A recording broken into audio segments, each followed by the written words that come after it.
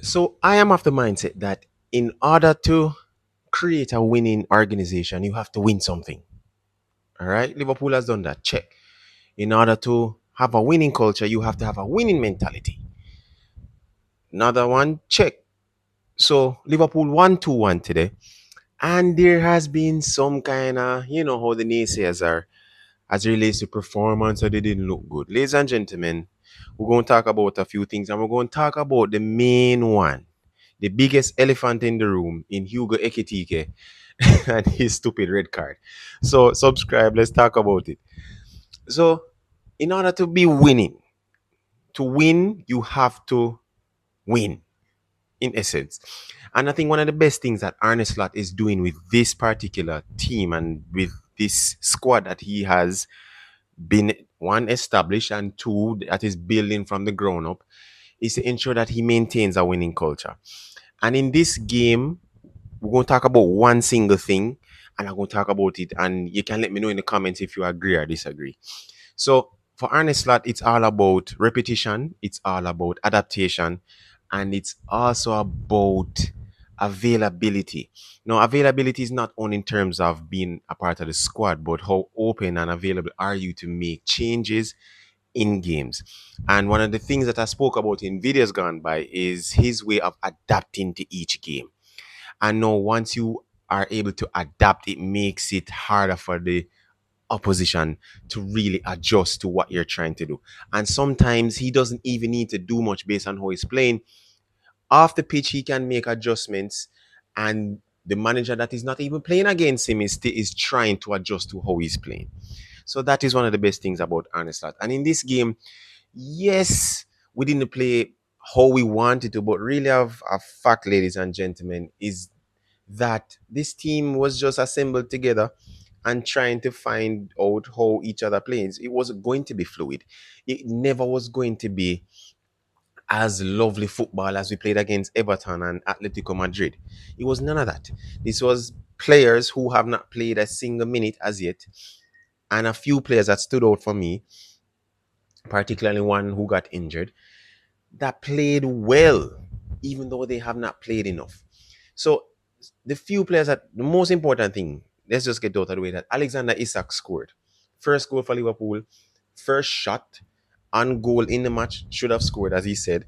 And then the fact that he played or was assisted by Chiesa, who for me was the man of the match, and scored his first goal, got that monkey off his back. He's good to go. He has started his Liverpool campaign with a goal. So he's all right. But really, the person that we all knew stood out today was Frederico Chiesa, ladies and gentlemen. He showed glimpses of why he was one of the up and coming talents, one of the promising players, gems in world football. How he played for Juventus, how he played for Italy.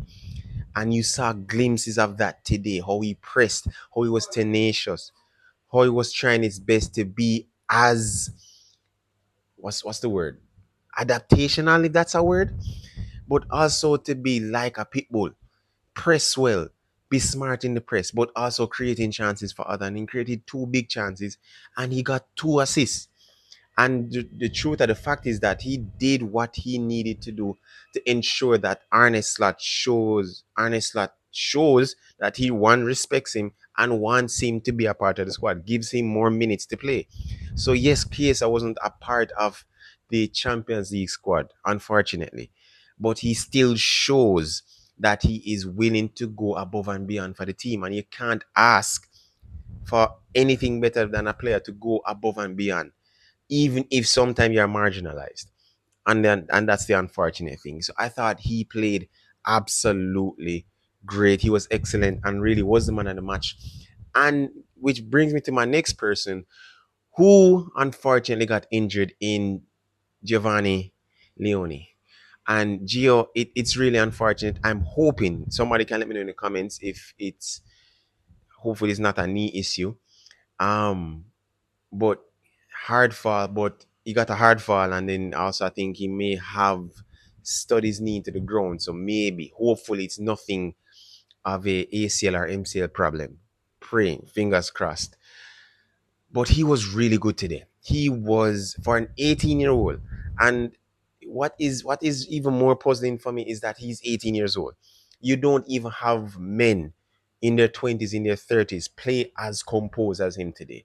He didn't need to slide all about. He did not need to rush into tackles.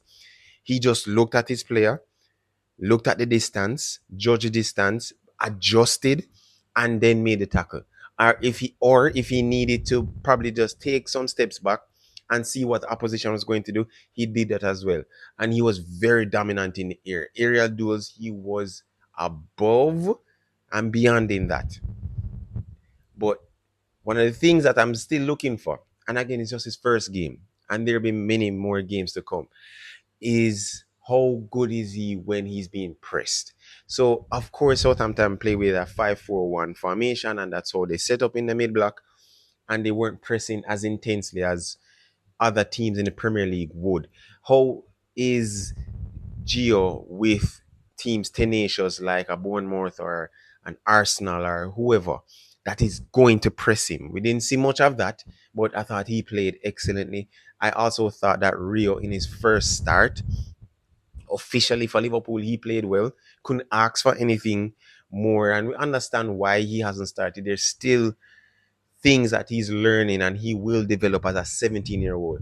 But he stood his own, stood 1v1 against his man, played him, did what he needed to do, dribble past him sometimes. Sometimes he held on to the ball a little bit longer. Again, he's still developing, but I thought he played well or good enough. And most importantly, I think I also thought that Trey Inyoni played well. I think he plays better in the deeper role. I think how Enyoni wants to play is more of a facilitator between the lines. He's the connector between the defense and the attack. He wants to be the one that to spray the ball around.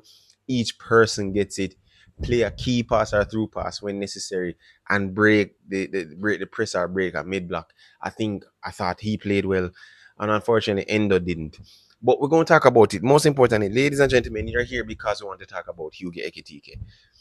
My mother would say that if a young person says or does something in action and sometimes they don't think before they do it, sometimes she said that's youthful exuberance. And I thought today Hugo Ekitike showed his age by showing youthful exuberance. Now he got a yellow. He got two yellow, which ended up in a red. The first yellow, which I don't understand why he would do that, was the fact that he hit the ball away, you get a yellow card.